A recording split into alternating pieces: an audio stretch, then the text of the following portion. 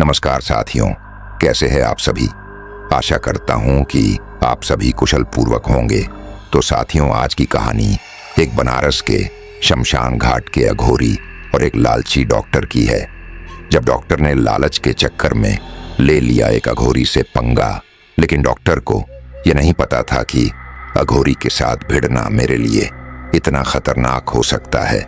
तो साथियों, ये कहानी रहस्य और डर से भरी हुई है। हर कहानी के पीछे छिपा है एक राज। क्या आप इसे जानने के लिए तैयार हैं?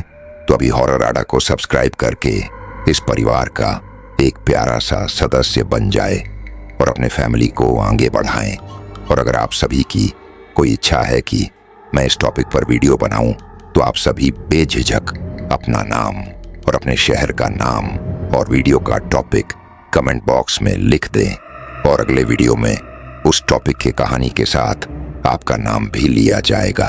तो साथियों, कहानी शुरू करने से पहले आपसे मेरा छोटा सा रिक्वेस्ट है कि कहानी को अंत तक सुनिएगा।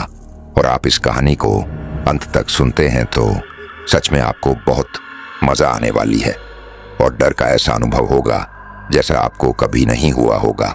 तो साथियों, चलिए कहानी को शुरू करते हैं। तो साथियों, मेरा नाम रमेश है और मैं गंगा के किनारे बसा बनारस के रहने वाला हूँ। साथियों, मैं बनारस के एक अस्पताल में असिस्टेंट के रूप में काम करता था। साथियों, जो घटना मेरे साथ घटी है, मैंने ऐसा कभी नहीं सोचा था कि मेरे साथ ऐसा होगा।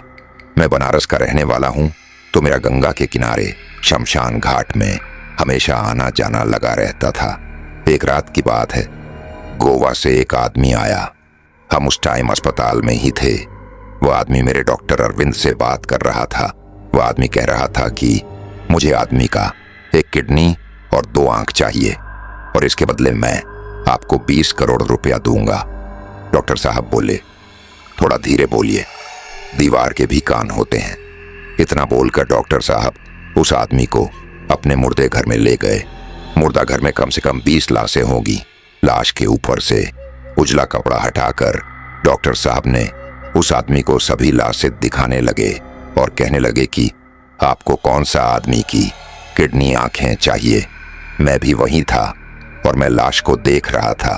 किसी का दोनों आंख निकल गया था तो किसी का मुंह ऐसे ही खुला था, लेकिन वह आदमी माना कर दिया। वह बोला, मुझे जिंदा आदमी की किडनी आंखें चाहिए। मैं डॉक्टर साहब को किसी कोने में बुलाया और मैं डॉक्टर साहब से धीरे से बोला कि इस आदमी को आप मना कर दीजिए, क्योंकि यह जिंदा आदमी का किडनी आंखें मांग रहा है। जिंदा आदमी कहां से लाएंगे? डॉक्टर साहब बोले, पागल हो तुम, 20 करोड़ की बात है, कैसे मना कर दे। किसी आदमी को किडनैप करवा कर उसका किडनी आंखें निकाल कर दे देंगे।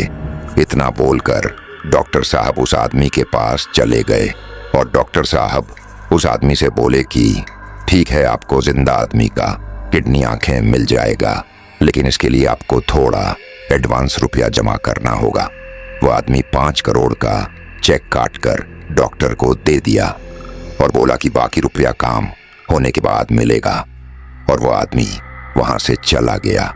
डॉक्टर साहब मुझसे बोले कि जाओ किसी आदमी को किडनैप करने का उपाय करो, लेकिन ध्यान रहे वैसा आदमी का किडनैप करना है जिसका कोई रखवाला ना हो, क्योंकि ऐसे आदमी को किडनैप करेंगे तो पुलिस थाना में उसका रिपोर्ट लिखवाने वाला कोई नहीं रहेगा, ना ही कोई उसे ढूंढने वाला रहेगा। मेरे दिमाग में आया कि हम क्यों ना अघोरी को किडनैप कर ले, क्योंकि उसका रखवाला कोई नहीं होता है। अघोरी शमशान घाट में सिर्फ अकेले जीवन जीते हैं। मैं डॉक्टर से यह बातें बताई और डॉक्टर साहब भी बोले कि हाँ, यह बात बिल्कुल सही है। मैं अगले दिन बनारस के शमशान घाट पर गया। वहां पर बहुत सारे अघोरी थे। कोई चिता के राख से अपने शरीर पर मालिश कर रहा था, तो कोई जला हुआ लाश खा रहा था, तो कोई तपस्या में लीन था और चारों तरफ से लाश जलने की सुगंध आ रही थी।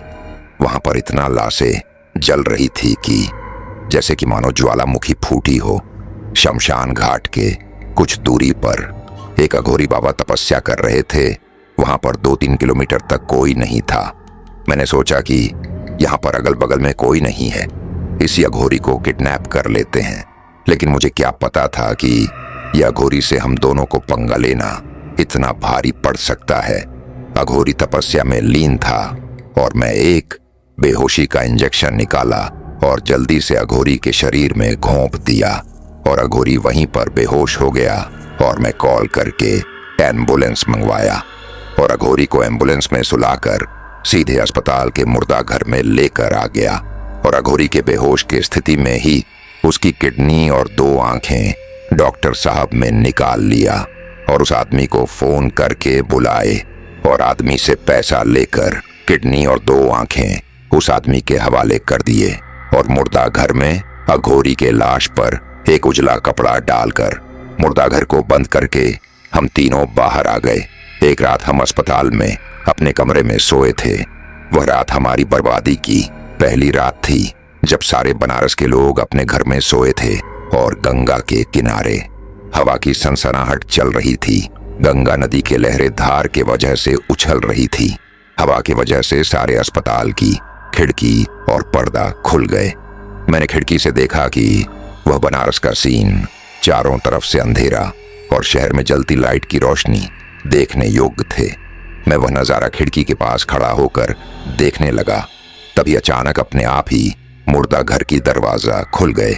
मैं दरवाजा बंद करने के लिए मुर्दा घर पहुंचा। सभी लाश पे से कपड़ा हवा की वजह से हट गए थे और वह सभी लाश के डरावनी आंखें और चेहरा दिख रहे थे। तभी मेरे एक और लाश पर नजर गया। वह लाश अपने बेड पर उठकर बैठ गया था, लेकिन वह जिंदा नहीं था। डरते डरते उस लाश के पास गया। मैंने उस लाश को बेड पर सुलाना चाहा, लेकिन वह लाश वहां से हिल भी नहीं रहा था और सभी लाश धीरे धीरे उठकर बैठने लगे। वह सभी जोर जोर से हंसने लगे। यह सभी घटना देखकर मेरा तन बदन हिल गया और मैं डर के मारे वहां से भाग निकला। मुर्दा घर का दरवाजा भी नहीं बंद किया था। मैं डरते डरते अपने कमरे में चला गया और डर की वजह से ऊपर से कम्बल ओढ़कर सो गया। और फिर 2-3 दिन बाद मैं उस मुर्दे घर में गया। मैं कपड़ा हटाकर अघोरी का लाश ढूंढ रहा था। मैंने एक और कपड़ा हटाया तो देखा कि डॉक्टर अरविंद बेड पर सोए हुए हैं और उनकी आंख लाल लाल था और चेहरे पर खून लगा था और होंठ पर भी खून लगा था और वह मुझे देखकर मुस्कुरा रहे थे। और मैंने देखा कि मुर्दा घर में नीचे फर्श पर खून बिखरा हुआ है और लाश की मांस टुकड़ों में बिखरा हुआ है। मैं डॉक्टर साहब से धीरे आवाज में डरते हुए पूछा, डॉक्टर साहब, आप इस मुर्दा घर में क्यों आकर सोए हैं? लेकिन डॉक्टर साहब कुछ नहीं बोले। वह बेड पर से उछलकर आकर नीचे बैठ गए और मैंने देखा कि उनका कपड़ा भी खून से लथपथ था और वह फर्श पर बिखरा हुआ खून को अपने जीभ से चाटने लगे और अपने से ही बोल रहे थे कि वाह, खून क्या टेस्टी है। वह बंदर जैसा चल चल कर जमीन पर पड़ा हुआ मांस भी खाने लगे। मैं फिर से डरते हुए बोला, डॉक्टर साहब, यह क्या कर रहे हैं? फिर वह मुझसे डरावनी आवाज में बोले, कितने दिनों से भूखा हूं। शमशान घाट में तो ऐसे मांस खाने को नहीं मिलते थे। वहां पर तो जला हुआ बच्चा खुचा हड्डी मिलता था, यहाँ पर तो पूरा जिंदा आदमी का मांस है। ये बातें सुनकर मैं समझ गया कि यह अघोरी की आत्मा है जो कि डॉक्टर के शरीर में प्रवेश किया है। सभी मांस खाकर और खून पीकर फटाक से वह मेरे नजदीक आ गए और मेरा गला पकड़कर मुझे टांग लिया और कहने लगे कि तुम्हारा मांस भी बहुत टेस्टी होगा, लेकिन तुम्हारा बारी इस डॉक्टर के बाद आएगा। इतना कहकर वह मुझे छोड़ दिए और दौड़ते दौड़ते चिल्लाते हुए यह कहने लगे कि याद रखना, इसके बाद तुम्हारा बारी है। और इतना बोलकर 5 ताला छत के मुर्दा घर के खिड़की से छलांग लगा दिया और डॉक्टर साहब के शरीर से अघोरी की आत्मा निकल गया और डॉक्टर साहब नीचे जमीन पर गिरकर तड़पकर मर गए। ये सभी घटना देखकर मेरा होश उड़ गया। मैंने सोचा कि अगर जिंदा रहना है तो ये सारी बात पुलिस को बतानी होगी, नहीं तो इस अस्पताल में कितने लोगों की जान जाएगी। और मैं ये सारे घटना पुलिस वालों को बताई।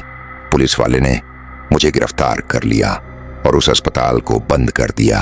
अब उस अस्पताल में कोई नहीं जाता है सुनने में आता है कि अघोरी फिर से जिंदा हो गया है और वह उसी अस्पताल में तपस्या करता है और डॉक्टर की आत्मा को अपने बस में किया है। उस अघोरी को यह शक्ति प्राप्त थी कि अगर वह मर गया तो अगर उसके शरीर को 10 दिन तक कोई नहीं जलाएगा तो उसकी आत्मा फिर से उसके शरीर में प्रवेश कर जाएगी और वह फिर से जिंदा हो जाएगा। और इसीलिए वह फिर जिंदा हो गया, क्योंकि उस समय उसके शरीर को हम लोग जलाए नहीं थे। 10 से 15 दिनों तक उसके शरीर को मुर्दा घर में ही रखे थे। तो साथियों, यह थी डॉक्टर की लालच के बुरे परिणाम की भयंकर कहानी। तो साथियों, इसलिए लालच के चक्कर में गलत काम कभी नहीं करना चाहिए। तो साथियों, आशा करता हूं कि यह कहानी आप सभी को पसंद आई होगी। तो साथियों, इस वीडियो के लिए एक लाइक तो बनता है। वीडियो को लाइक करके चैनल को सब्सक्राइब कर ले और इस परिवार का एक प्यारा सा सदस्य बन जाए। तो साथियों, तब तक के लिए अलविदा। मिलते हैं अगले वीडियो में ऐसे ही मजेदार हॉरर स्टोरी के साथ।